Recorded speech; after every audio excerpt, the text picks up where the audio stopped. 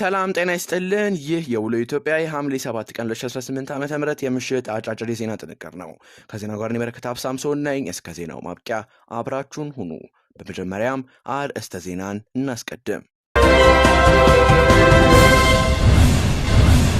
በመጀመሪያም ዛሬ ጠዋት በማህበራዊ ሚዲያ ያጋሩት የጠቅላይ ሚኒስትሩ መልእክት ምንድነው የሚለውን ወደ እናንተ ምናደርስ ይሆናል። እንዲሁም ከዚሁ ከሀገር ውስጥ በሁለት ግዙፍ መስኖ ፕሮጀክቶች ላይ 3.6 ቢሊዮን ብር ያለ አግባብ መባከኑ በኦዲት ተጋልጧል። ስለዚህም እንመለከታለን። ከባህር ማዶ ዘገባዎቻችን ደግሞ በታይላንድ በደረሰ የእሳት አደጋ 27 ሰዎች ሞተዋል። ስለዚህም የምንመለከት ይሆናል። በመጨረሻም ኢራን በተባበሩት አረብ ኤሚሬት የነዳጅ ታንከር ላይ ባደረሰችው ጥቃት የሞትና ጉዳት ጭምር ደርሷል። ስለዚህም የምንመለከት ይሆናል። እስከ ዜናው ማብቂያ አብራችሁን ሁኑ።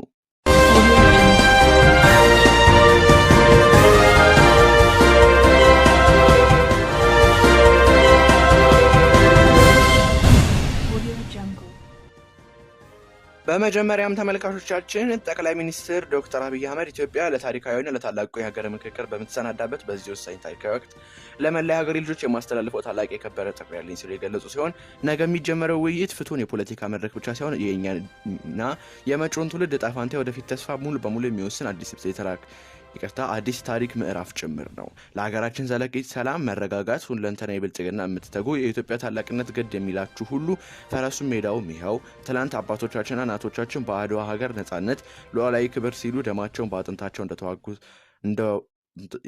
እንደተዋደቁላት ሁሉ ዛሬም ኢትዮጵያ የታሪክ አደራ የሚሸከሙ የቁርጥ ቀን ልጆቿን ትፈልጋለች ሲሉ ገልጸዋል። አክለውም ሆኖም ዛሬ ሀገራችን የምትሸው ጠመንጃ ያነገቡ ሳይሆን በሀሳብ ብስለት፣ በእውቀትና በጽናት ታጥቀው የተሰናዱ የሰላም ታጋዮችን እኛም ዛሬ እንደ ትላንቱ በታላቅ የድል ዋዜማ ላይ እንገኛለን። ምክንያቱም የኢትዮጵያና የሕዝቦቿ ማሸነፍ አይቀሬ ነው ሲሉ የገለጹም ሲሆን በሰለጠነ ንግግር፣ በሰላማዊ ውይይት ሀገራዊ መግባባት የገጠሙንን ፈተናዎች በሙሉ አልፈን ወደ ብልጽግና በጋራ እንሻገራለን ሲሉም በማህበራዊ ትስስር ገጻቸው ገልጸዋል። በሁለት ግዙፍ መስኖ ፕሮጀክቶች ላይ 3.6 ቢሊዮን ብር ያለ አግባብ መባከኑን በኦዲት ተጋለጠ።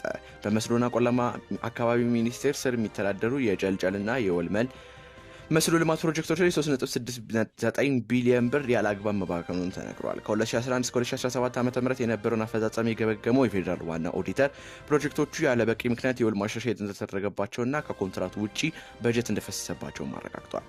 በቸልቸል ፕሮጀክት ለቅንጦት ተሽከርካሪዎች ብቻ 132 ሚሊዮን ብር በላይ መመደቡና የሐሰት ክፍያ ሰነዶችን በመጠቀም ለተቋራጮች ተጨማሪ ክፍያ መፈጸሙ የተጋለጠ ሲሆን በቅድመ እቅድ እጦትና በደካማ ቁጥጥር ምክንያት የፕሮጀክቶቹ ከ38 ወራት በላይ ዘግይተዋል ሲል ካፒታል ዘግቧል።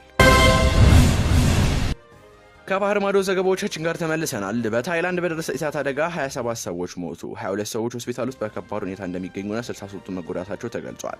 ጠቅላይ ሚኒስትር አንቶን ቻንቪኩል አደጋው ወደ ተከሰተባት ቻቱቻክ ከተማ በማምራት በሁኔታው ማዘናቸውንም ተናግረዋል። አደጋ የተከሰተው መብራት ኃይል ጠፍቶ ሲመለስ በተፈጠረ ፍንዳታ ነው ሲል አናዶሉ ኤጀንሲ ዘግቧል።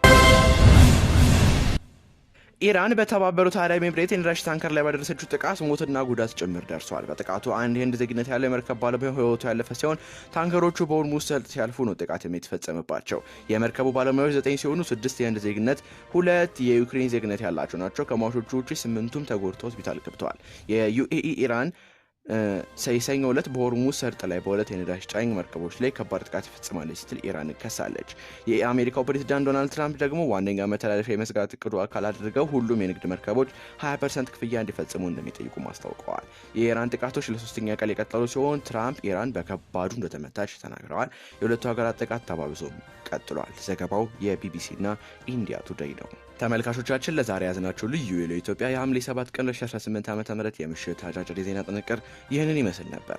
ከዜናው ጋር በረከት አብሳምሶን ነበርኩኝ። የደቦል ዜና ፕላስ የቴሌግራም ቻናልን በመቀላቀል ሰፊ የዜና ጥንቅር ያገኙ። በሌሎች ዜናዎች እስከምንገናኝ ሰላም።